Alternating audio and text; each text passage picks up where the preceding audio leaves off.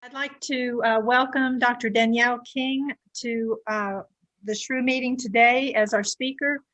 Dr. King received her BA in psychology from Spelman College and then went on to Michigan State University, where she got her master's and her PhD in organizational psychology. And it appears from the dates that she came directly to Rice University in 2018. So we're delighted to have her. She's assistant professor of industrial and organizational psychology in the School of Social Sciences. Her research focus is workplace resilience, identity intersection, and employee voice behavior. For a career consisting of graduate work in just 3 short years, she has an amazing list of grants and publications, including anti-racism grants and research into resiliency for flood-impacted communities, which is especially important to us. At Rice, she was a nominee for the Outstanding Undergraduate Research Mentor Award, and she received the Scholar Athlete Favorite Professor Award. She's a presidential appointee to the Faculty Senate and an associate at McMurtry College. In Houston, she is a board member of EPOG Academy, and she's volunteered elsewhere with Upward Bound, Big Brothers Big Sisters, and Habitat for Humanity. I did look up, I don't know if it's called EPOG or EPOG, but it stands for Enjoyable Pain of Growing. So I think she may have to explain that to us. I also see some of her colleagues, I believe, from the psych department here with her. So thank you for joining us today. And Dr. King? Hello, thank you so much for that warm welcome. I'm super excited to be here. Always happy to talk about my research and excited to see that people are interested in hearing about it.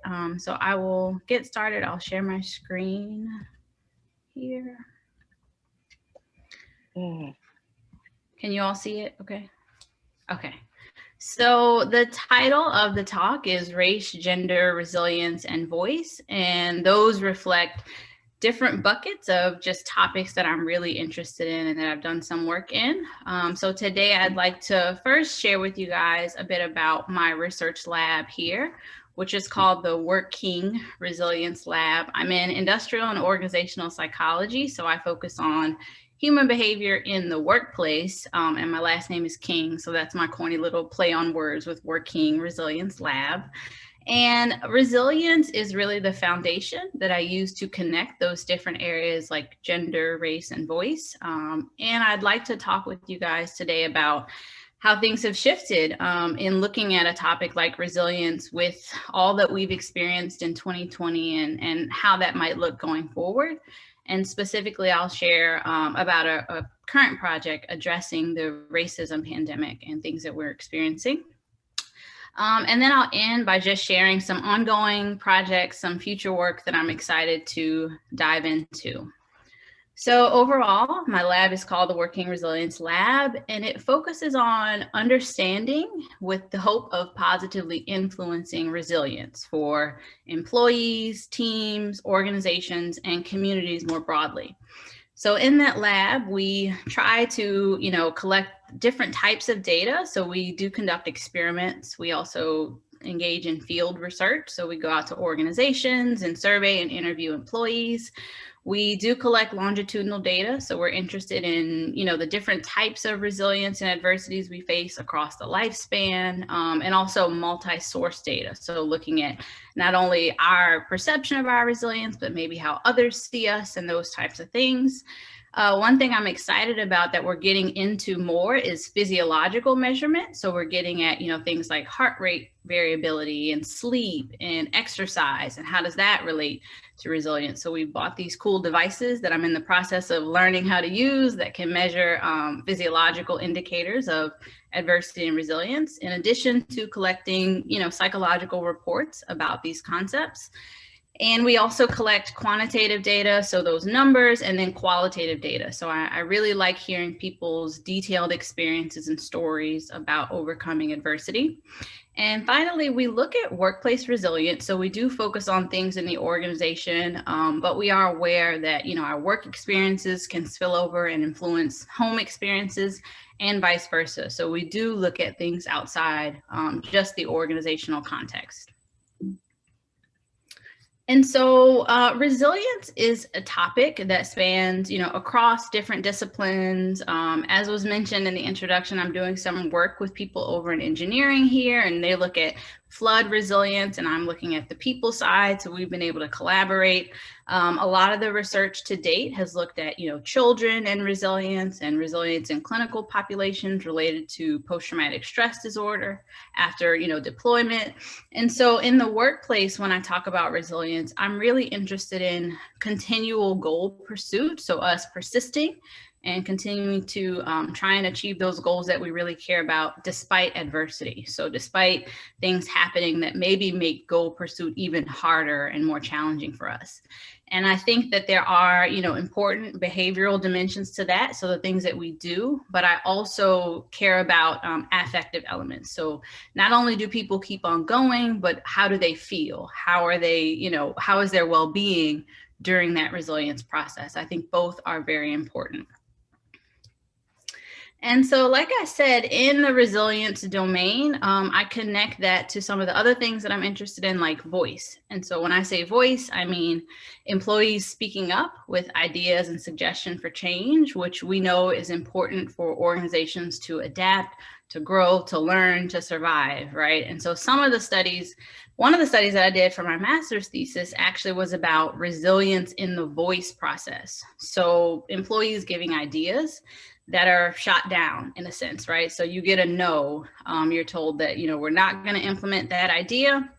And it's realistic that, organizations cannot implement every idea that they receive, but you don't want to silence employees, right? Like I think about medical teams, and if an intern gives an idea for something about patient care and they're wrong, or it's not feasible, maybe that has to be turned down, but you don't want that intern to next time they notice something that could be wrong, could be life-saving, them to not feel comfortable voicing. So we looked at what leaders can do in the way that they respond to voice behavior to facilitate resilience. And what we found was that being sensitive and being very specific about why you're turning down these ideas is what helped create psychologically safe spaces where people were willing to continue to voice and share ideas.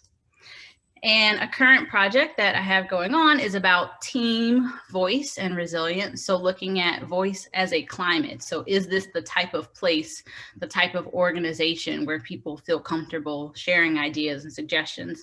And what we found is that when there are, this high voice climate within teams, those teams were then better able to handle, difficulties, challenges, or strains that came their way. And in the other area of interest of mine related to gender, I've looked at things like this project, which was actually my favorite in terms of data collection. We studied women's integration into infantry teams in the Marine Corps.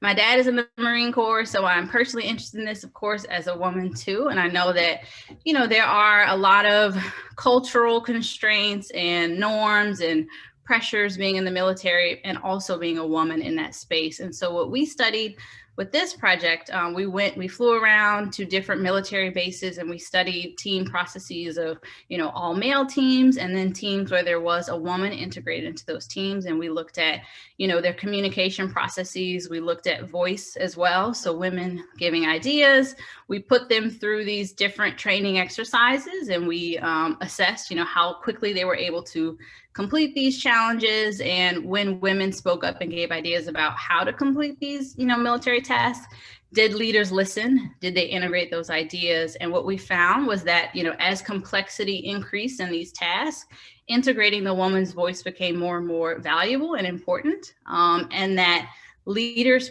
preconceived notions about women's just abilities overall in the military directly predicted whether or not they listened to and integrated those women's ideas. And then another project related to gender and resilience focuses specifically on single working mothers. So I'm really interested in recovery. So what are those things that we do when we leave work, right? To replenish our resources so that we're able to come back to work the next day and be ready to handle the challenges of the day. And so this project focused on single working mothers because they are a population who have the least bit of objective control over that after work time. You know, there are things that they have to do.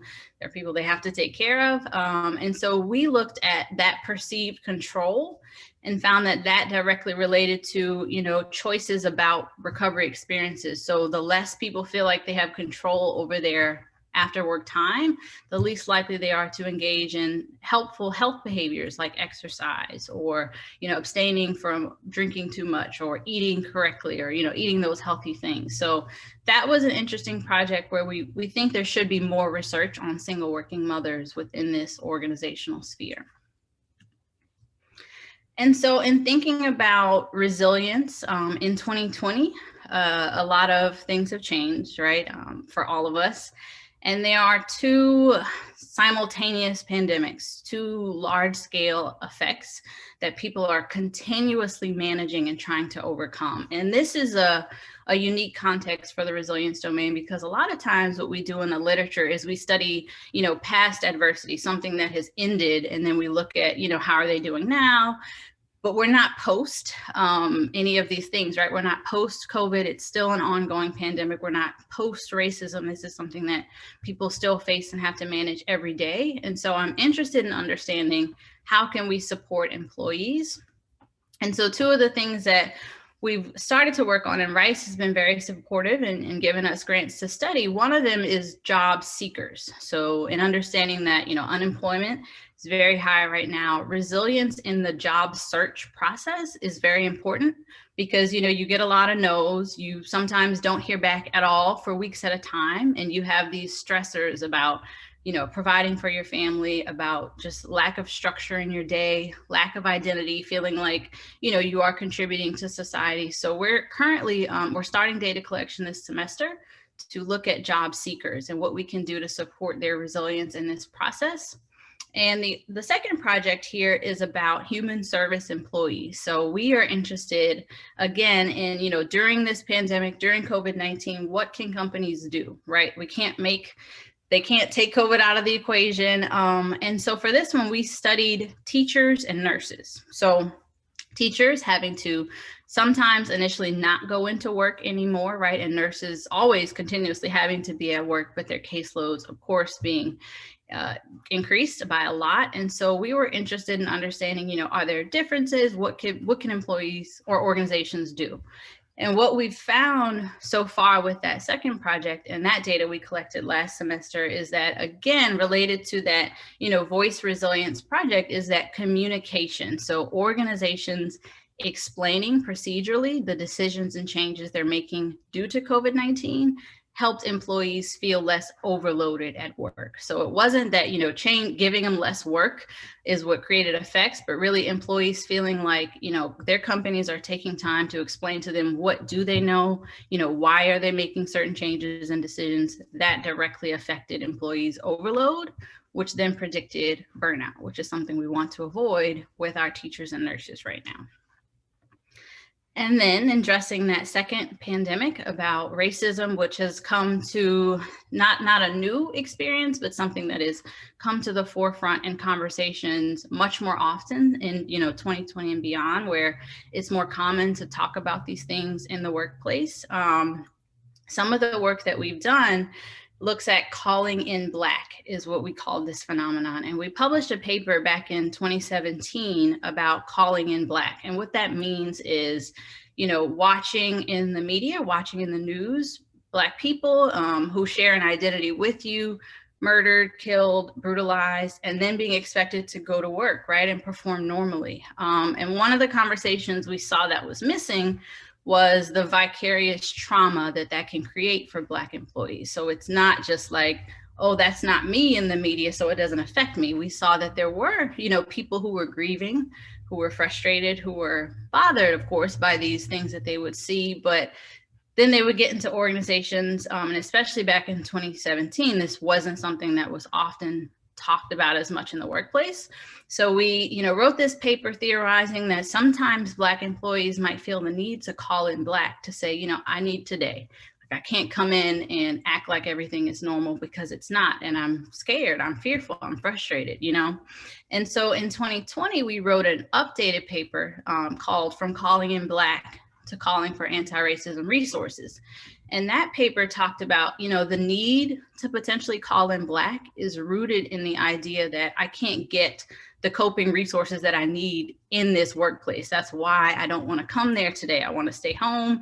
I want to reaffirm my humanity for myself, for my family, and then I'll be back. But instead, we hope that organizations can offer, anti-racism resources that make people don't feel like they have to avoid work when they're experiencing racial trauma. And then the second paper here is something that we recently submitted, and it's about what are the research needs in this area. So in terms of anti-Black racism, one of the things that we talked about was more research on intersectionality. So looking at the effects of race and gender together and how that shapes these processes, these experiences with COVID-19 and with the racism pandemic. And so one of the projects that I will specifically talk about is an ongoing thing that I'm really excited about, and it focuses on microaggressions. So as we've seen, shifts across this year and last year, one of the things we've seen across time, even before this, is, shifts in overt racism becoming a bit more subtle. And there's been research looking at, interpersonal biases and, lack of eye contact or not wanting to be close to people or things like that, that were a bit more subtle. And microaggressions fall under that umbrella. And these are those brief and commonplace verbal, behavioral, or environmental indignities. So they, whether intentional or intentional. So it's not assumed that, these people are trying to say something hurtful or trying to say something that is derogatory or negative about your group or your community, but that these things do happen and they're often ambiguous. So it's not always clear, like, was that racist? Like, is that okay? Like, why did they say that to me? Would they have said that to someone else? So it definitely is this, that's why they're called micro, not that they have small effects, but just that they're subtle in a way. And so we're doing a research project now to look at the effect of these microaggressions in the workplace. And so theory talks about, microaggressions coming in different forms, like assuming people are not from the US, that was the alien in own land, ascription of intelligence, like telling someone like, oh, I'm surprised that you're smart, or oh, you're articulate, these kind of things where it's like, well, why me? Is that racist? Like, is that okay? This assumption of criminality or being afraid of someone just by seeing them or being around them. Pathologizing cultural values, right? So things that are not quote unquote wrong or harmful in any way, just assuming like that's not okay in the workplace and that's bad because it's associated with a minority member's culture, or considering people second-class citizens. So these are some, discussed and understood categories that these microaggressions can fall under. And these are just some example items from the scale, the validated scale that measures it. So we would ask employees, people that do people do these things? Have you experienced this? And this would give us a sense about microaggressions. Like number one, do people at work act like they're scared of you because of your race for some reason, right? They assume something bad or something harmful about you. Or number five, others prefer that I assimilate to white culture. So just change the way that I speak, the way that I wear my hair, my clothes, to downplay my racial background. So this assumption that something is wrong or bad about my background and I need to change. So these are microaggressions because they're subtle in a way, but they are, this derogatory saying that something is wrong with you, something is bad about you innately.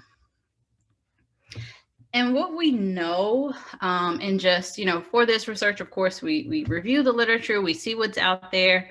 What we know from other research is that microaggressions do have negative effects on these things that we want, right? So self-efficacy, feeling like I can do this, feeling good about your abilities.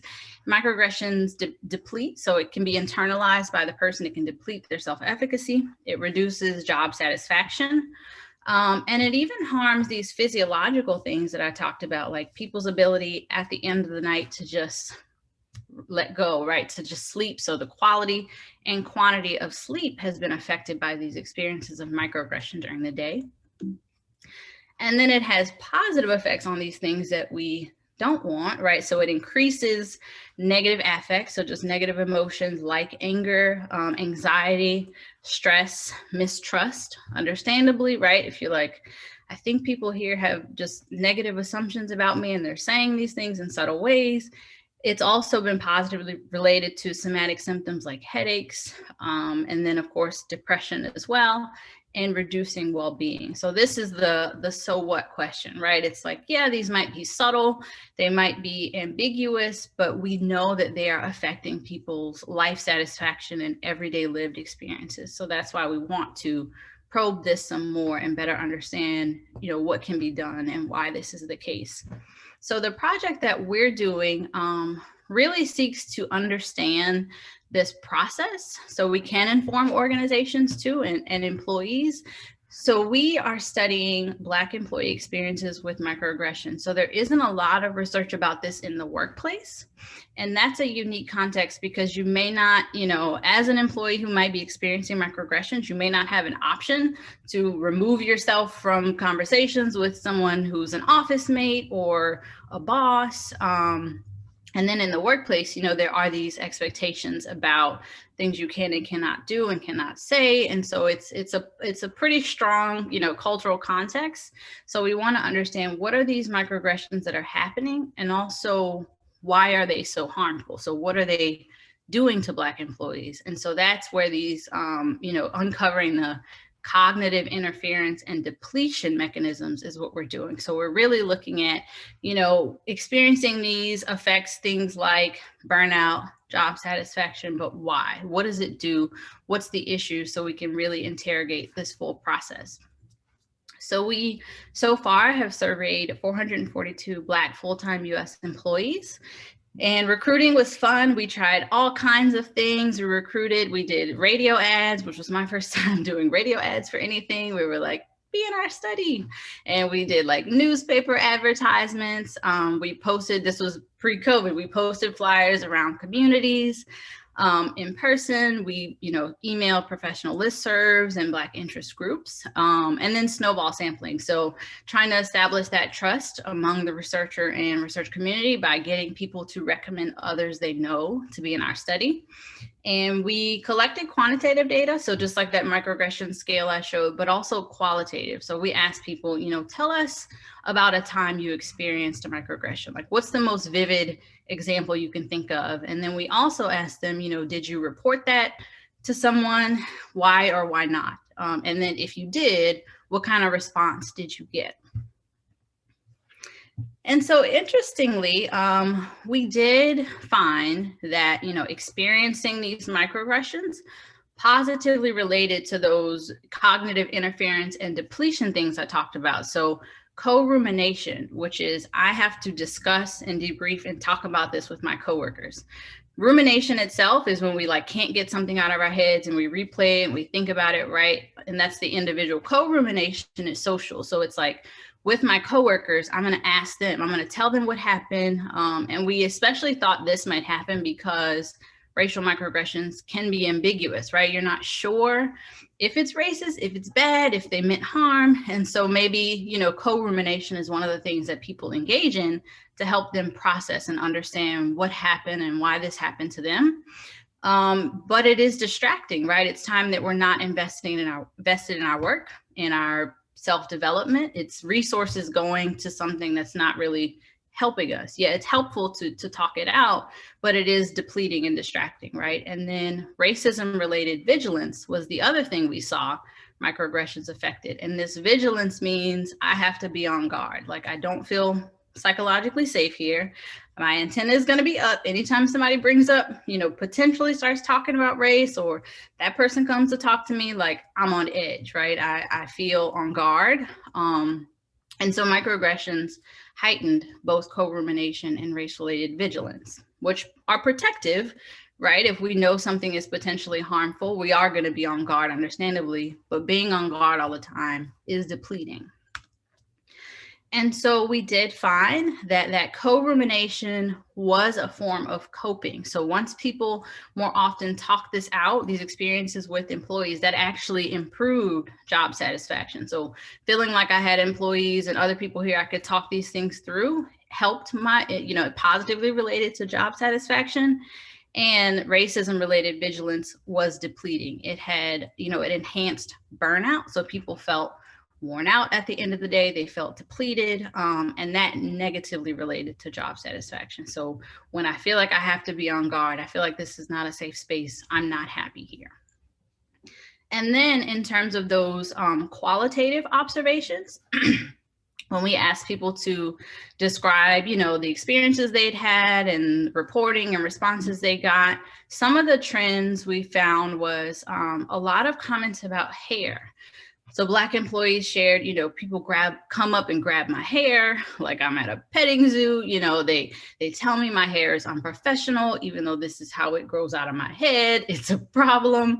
And then we did see people talk about, co-rumination as coping. Like, how did they respond to these microaggressions? They would say, like, I talked to coworkers, I talked to other people about it. I tried to get their perspective, to assess if I was, I don't know, to really help them process, And then impression management was something people talked about. Like, they felt like part of that vigilance, they had to change who they were. They had to create this professional self to try to avoid microaggressions, which is also extra labor, right? Emotional and physical labor. And then their cognitive resources being taxed. They were like having to think about this stuff, having to deal with it is just more work on top of what I'm actually hired to do here. And then finally, invalidation.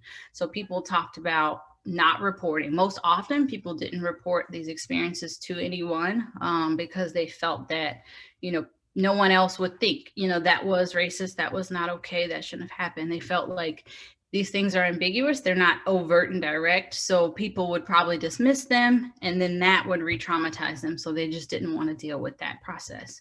So all of these things really highlight for us the why, in terms of why these microaggressions are so harmful and what they're doing, cognitively to Black employees' experiences in their job and taking away from their ability to perform. And that we need a bit more work on these experiences and what can actually be done, because organizations have made great strides to direct more direct and overt racism, but these microaggressions, there aren't often policies in place to really help people manage this.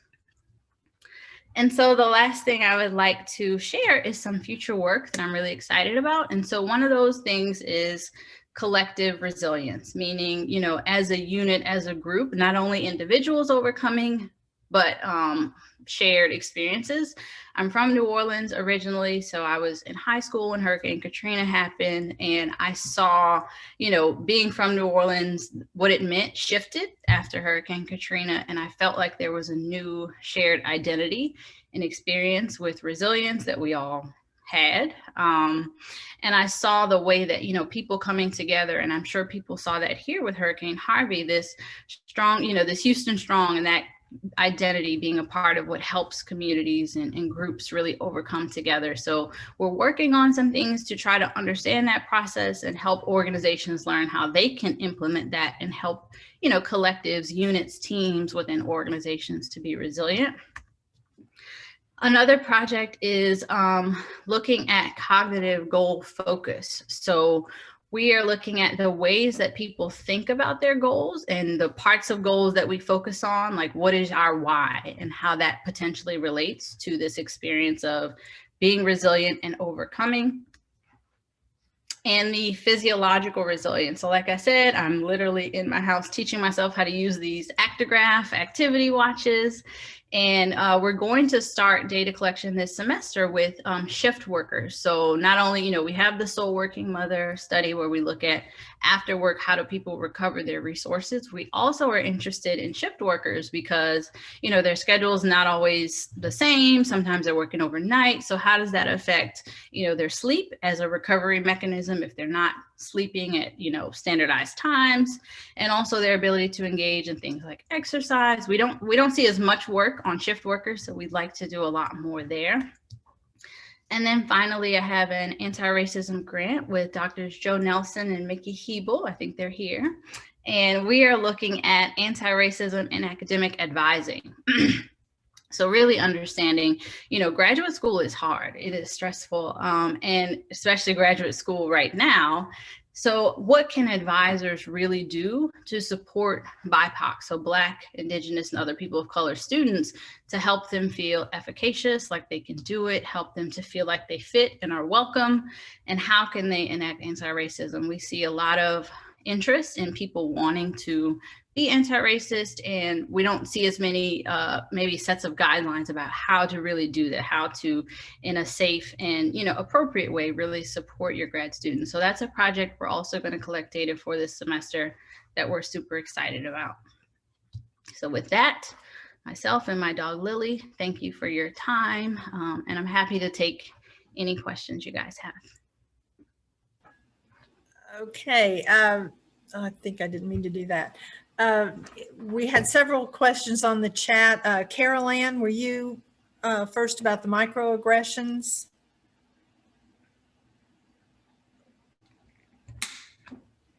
That wasn't me. Okay, I'm sorry.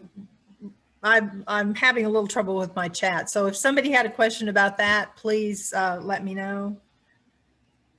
And I think Julie had a question about, or Julie also had a question. Why don't you go ahead, Julie? Dr. King, thank you very much for your talk. As you're talking, I'm thinking, particularly when you got into the more racial part of it, I, of course, have not had those experiences, but I have had what I would call similar experiences as a woman who worked in a male-dominated field. So I was trying to think, okay, what would I have done both as an employee and as a supervisor, or what should I have done differently in these circumstances? So I'm very interested in your results. But my thing that I'm really focused on right now, and we talked about a little bit before the program started, is that with the development of our cell phones, and now all of us working at home, it seems like work is expanding. And you no longer go to work, you do your work, and then you go home and you're off work. You're always on call, you're always working. And that's particularly difficult, it seems to me, for women, because we have all these other responsibilities. We have childcare, we have cooking, we have to clean the house. We have all these other responsibilities. So the stress and the pressure, you would think that working at home would make it more flexible for us. But instead, at least in my case, I'm feeling more stressed a lot of the time. So do you have any suggestions on how people can limit their work time at home?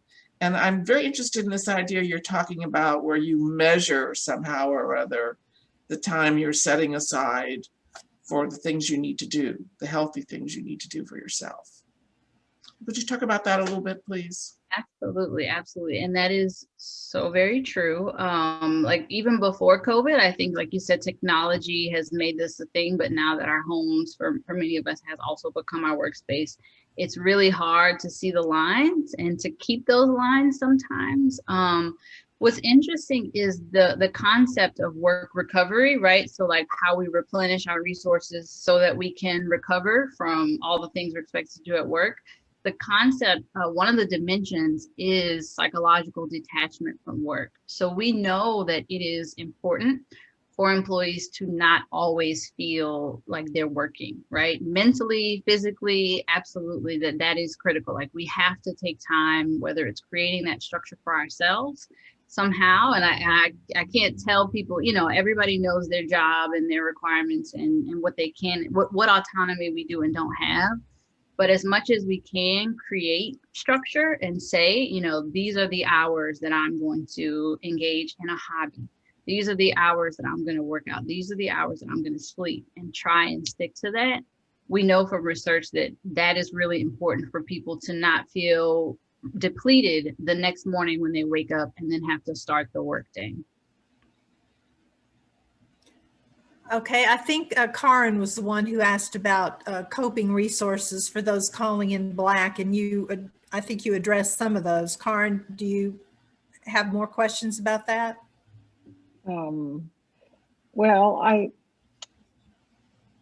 when I think about, okay, I was a school principal, and I would want to help with resources that were practical for a teacher.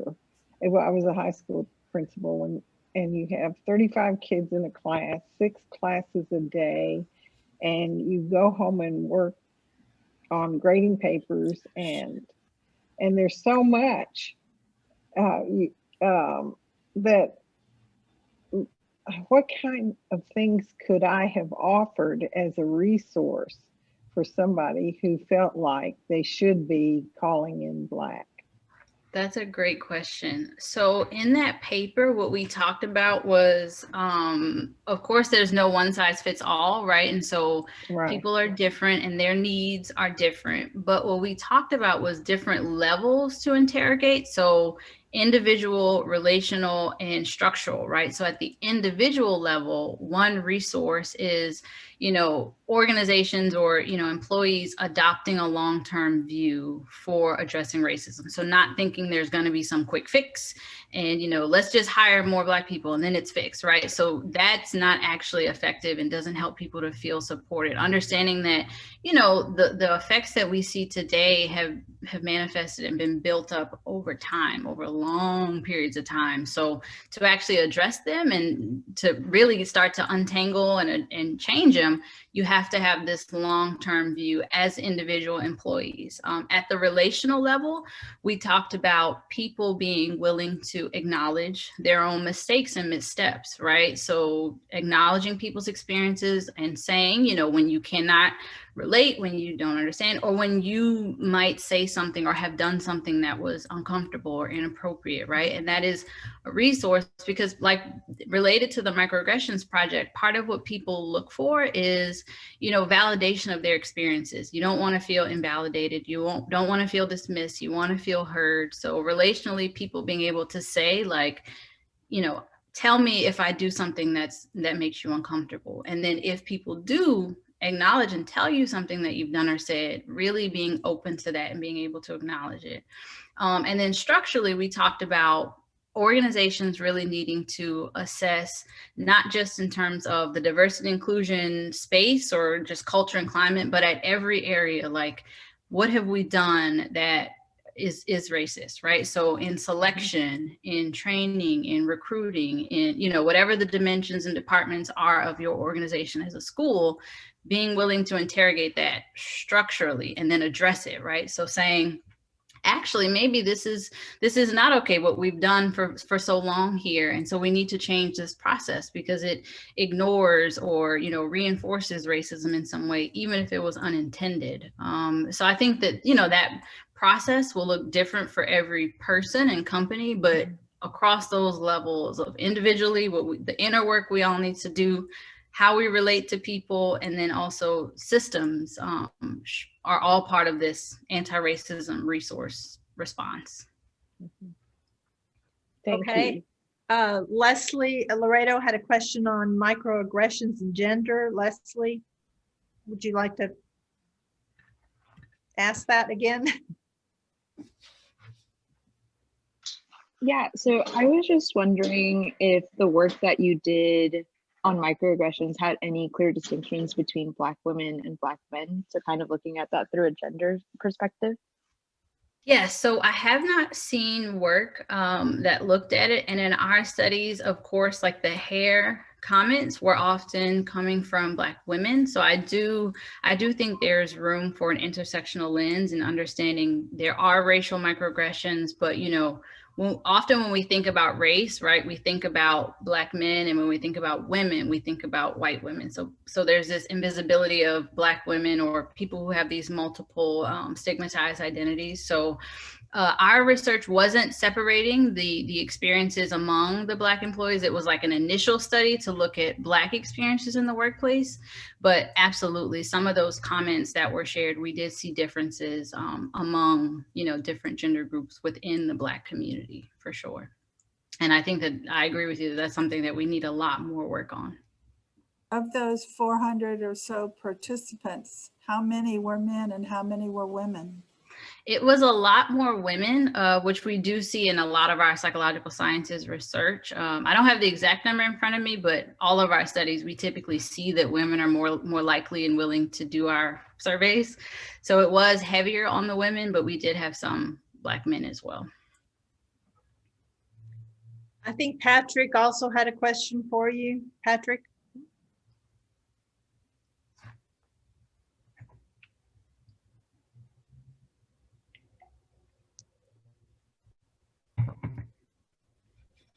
Okay. And I think I'm having trouble with my chat. I think I lost it on that. Oh, here it is. Thanks very much for the talk. You mentioned some specific microaggression examples. Do you have a reference paper or book that gives a more extensive set of examples?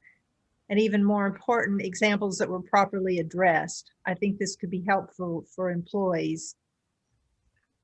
Yes, I will put in the chat. I think I can chat to everyone.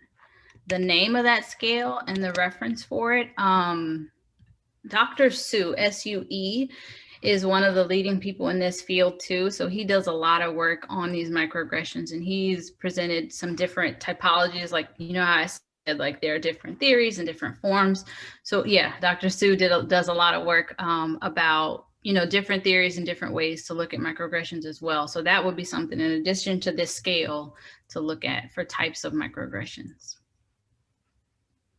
Okay, and I was wondering about to kind of flip the subject matter of the work you've done with the flood resilience and flood impacted communities. Yes, absolutely. So that project is in collaboration with some people over in engineering and in sociology here. Jamie Paget is leading that effort. And so basically what they're doing in engineering is they're working to develop a flood awareness system that's improved. So giving more accurate and predictive information about which roads are flooded, and when, and power lines being down, all those types of things. And then I come in on the organizational side because of course we want EMS personnel, we want people to use this new system if it's developed. So what we did last semester was myself and my graduate student Elisa did a lot of interviews with people in EMS, both leaders and in decision making, but also people who are in charge of rescue efforts and driving during flood events. And we asked them about the current systems that they use. What do they feel like is missing? What helps them trust a system? And so they talked about things like knowing that it's scientifically based, knowing that it's reliable, that it has predictive power. And we also asked about, of course, as my psychology hat, the emotional experiences that they face during these flood events. And so employees talked about, stress and frustration because they are worried that some of the current flood systems are not always updated or accurate, or the algorithms aren't always great. And so that was really helpful to give us some pilot data as the engineers currently are working to develop this new flood awareness system. And then in the, after it's developed, I'll be going in and helping to assess, as employees begin to use this system, does it reduce their stress? Does it help them perform their jobs, better? Does it save lives? Is there error reductions that happen? So that's what it's really about, and helping companies to better respond to these flood events so communities can be resilient to them. Okay, other questions?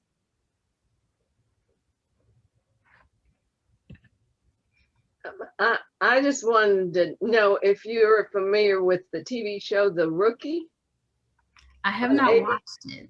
I've seen it. Right now there's a thread where a young Black rookie has this very racist white partner who asked, when the young Black rookie said he went to, I believe, UCLA, his boss said, well, you're not very tall. You didn't play basketball. You must have played football. And the rookie said, well, actually, I was valedictorian. That's why I went there. Anyway, there's a whole thread of overt racism on the part of his partner who's in charge of him. And, you know, he's asking his fellow cops to help him report this guy, which is not a good thing. Anyway, it's something that I'd commend to you to watch, just as to see, you know, how they handle it and everything as an everyday example of, because when I watch it, I get so mad that this guy is being so awful. Yeah, and I have to temper and like limit how much of that I can watch, because it is, you know, it's vicariously traumatic. I can say, you know, personally, I've definitely experienced these same things. Like in graduate school, I got a National Science Foundation fellowship to study, you know, some of these resilience things. And I had a colleague say, well, yeah, because they value diversity, basically saying that's why I got it. And it's just like, ooh, like that's not okay, you know? And so it's very real, and we know it happens. So the more we can study these things, and for some, unfortunately, a lot of audiences, you have to show with numbers, right, that people are experiencing this. This is why it's a problem. It needs to be addressed. And so I hope that my work contributes to those conversations and demonstrating that these are things that we need to address for sure. I'd like to come in again, Dr. King. And again, it's such a sensitive topic that on all kinds of areas, and I think people are a little reluctant to talk in this. I feel a little reluctant to talk this minute. And again, I never had the kind of experiences you're talking about as far as being a minority, but I have had experiences as a woman. Mm-hmm. And when you mentioned people talking about an employee's hair, when I came into the workforce, the whole dress for success thing was an issue. And I, like everybody else who wanted to succeed as a professional woman, modeled my dress on the male thing. I wore a suit. I wore the feminine version of a tie. I was selected muted colors. You know, it was all very masculine looking, because that's when they'd done studies, and they said it was based on studies, women who dressed that way were less threatening to their male colleagues. So I did that. And I basically did that my whole profession. I tried to make my dress unthreatening to male colleagues. And then as I got more senior, particularly let's say in the last 10 years, I would see young women join, and they would dress what I would consider suggestively, low cut, you know, low décolletage, short skirts, and so forth. And I would sometimes call them in as a counseling session and say, you know, the way you're dressing is not going to help you get along in this structure. It's just not. You may think it's unfair, but the fact is you're going to be judged by your dress. So I am recommending you think a little bit more about how you come to work. Now that could be, I mean, that could be taken very badly, as though I'm trying to hurt them, and I'm not. I'm trying to offer them advice. So when I hear you talk about people commenting on women's hair, then I'm wondering, you know, how would a woman's hair perhaps hurt her in her colleagues, among her colleagues, as their view of her as a profession? And is that somehow factor into this? I mean, can that comments be not to hurt her, but to actually try to help her or him? Yeah. Yeah. And that is, you're tapping on a very real tension, right? That is present. So it's like the awareness of, there has been research that shows things like Black women wearing their hair naturally or curly or in anything other than straight, that does harm their professional ratings. Even if their job performance is great, that it is seen as, you know, a problem. And so that you're tapping on this very real tension of like an awareness of a system that's already in place, that, you know, telling somebody about that system with the intention to help is a thing. But then there's also this, where I come from, the other side of like, let's interrogate why that is a system in place and let's fix that, right? Which both are true. It's like, yes, I acknowledge that when I started dreadlocks, I was very afraid. No matter how neat or how well kept or clean or all these things, it's like, I know the perceptions that people hold. I know the stereotypes. I'm aware of them. So if someone were to recommend that I don't, which I did have family members who recommend don't, I know where that's coming from.